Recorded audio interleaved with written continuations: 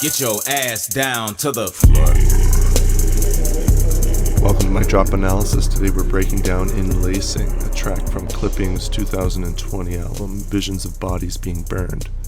For those unfamiliar, Clipping is an experimental hip-hop trio from Los Angeles featuring David Diggs on vocals, with Jonathan Snipes and William Hudson handling production. Known for blending noise, horrorcore, and avant-garde sounds, this group pushes the boundaries of what we can expect from hip-hop. In Enlacing, the limits aren't just stretched, they're completely obliterated. The track takes us into a Lovecraftian nightmare where dissociation from a bad trip becomes the gateway to a terrifying cosmic horror. As the track progresses, the lines between reality and nightmare begin to blur, pulling you into this spiral of madness. It's about staring into this vast universe and realizing how truly insignificant everything, including yourself, really is. Get your ass down to the floor.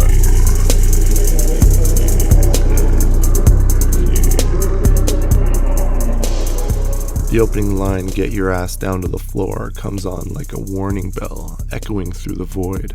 It's like a voice trying to pull you back into reality, to ground you as we slip away into something darker. You kind of get this sensation of floating, of falling, like being yanked out of your own reality. That command to get down. It feels like a desperate cry for help as we drift further into this cosmic, unknown chaos.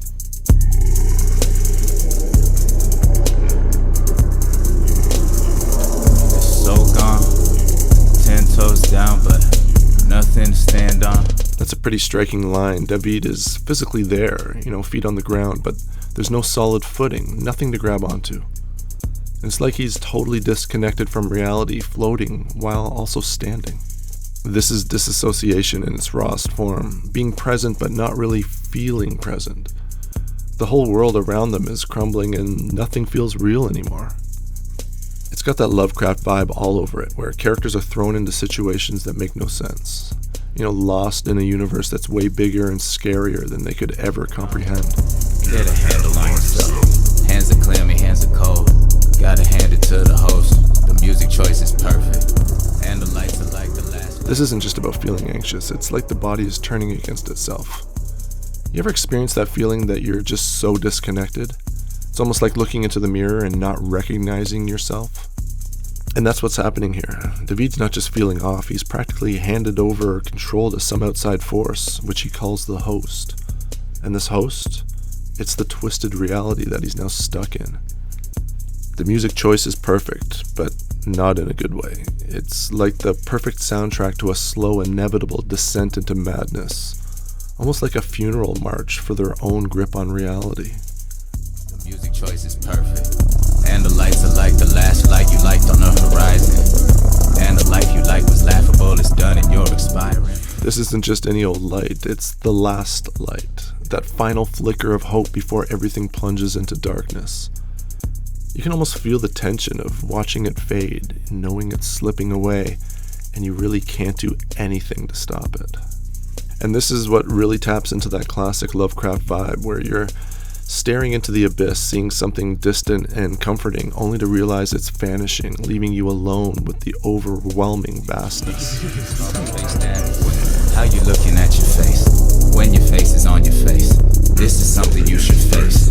You should fuck this song slap though. It's such a weird, almost absurd question, right? Like, how can you even grasp your own self when everything around you feels like it's splitting apart? This is disassociation taken to the extreme. It's like David's senses are betraying him. It's not just about being out of touch with reality anymore.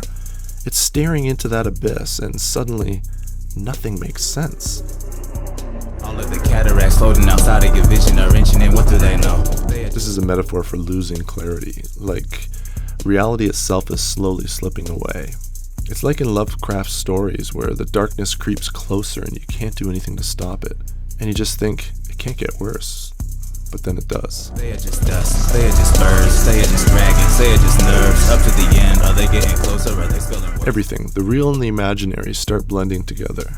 David's perceptions of the world shatter into chaos, where nothing makes sense anymore. It's like reality is imploding, and they're left trying to make sense of a world that's become one big twisted mess. This is classic Lovecraft at work. When you're confronted with cosmic truths, the mind just can't handle it. Everything, whether it's dust or dragons, they lose their meaning and become equally terrifying. And at that point, David's no longer in control. Just like a character in a Lovecraft story who's facing these enormous, uncaring forces, their mind starts to unravel under the weight of something too vast to understand. It's a spiral into madness where reality itself falls apart.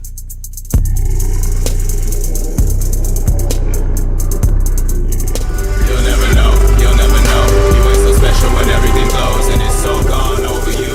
It's so gone over you.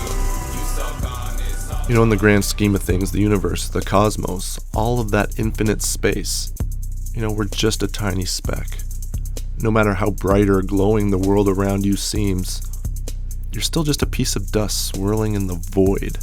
And again, like in Lovecraft stories, when we're faced with the vastness of the universe, all things that make us feel important or unique suddenly feel really small. You are not special. And what can you do about it? Well, not much. All that's left to do is get your ass down to the floor. Get your ass down to the floor. Back to something solid, your body, before even that gets swallowed up by the void.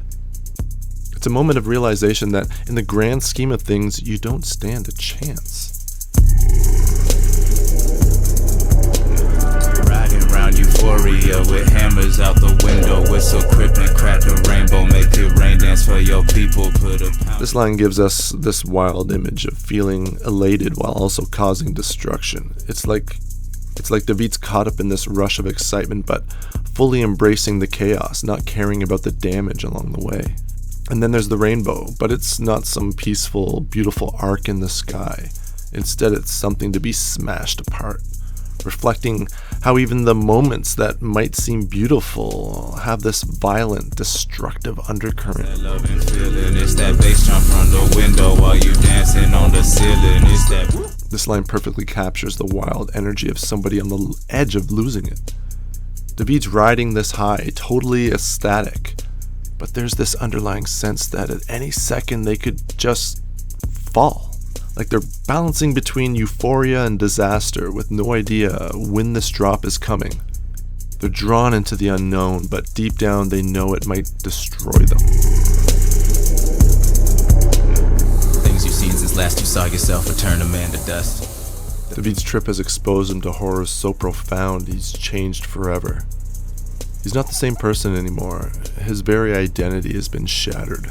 This line really nails Lovecraft's whole idea that once you've peeked behind the curtain and seen the universe's terrifying truths, there's no going back.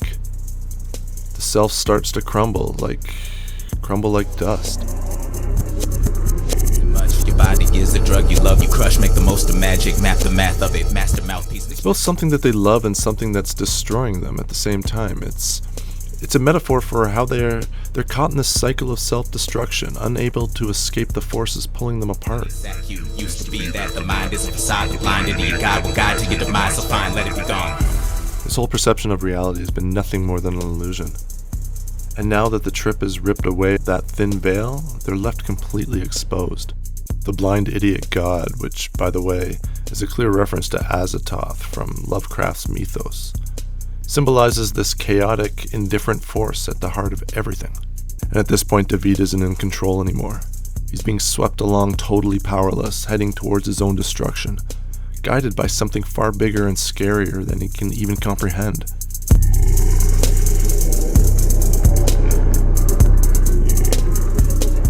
In the end, the song does an amazing job of blending Lovecraftian horror with the feeling of disassociation. It really taps into that unsettling truth that what we think is reality is actually pretty fragile. The universe is way bigger and more indifferent than we can ever wrap our minds around. And in the grand scheme of things, we don't matter much. It's a haunting realization that leaves you feeling small and insignificant, like everything is slipping out of your grasp, but that's exactly what makes it so powerful. Thanks for watching MicDrop Analysis. Till next time.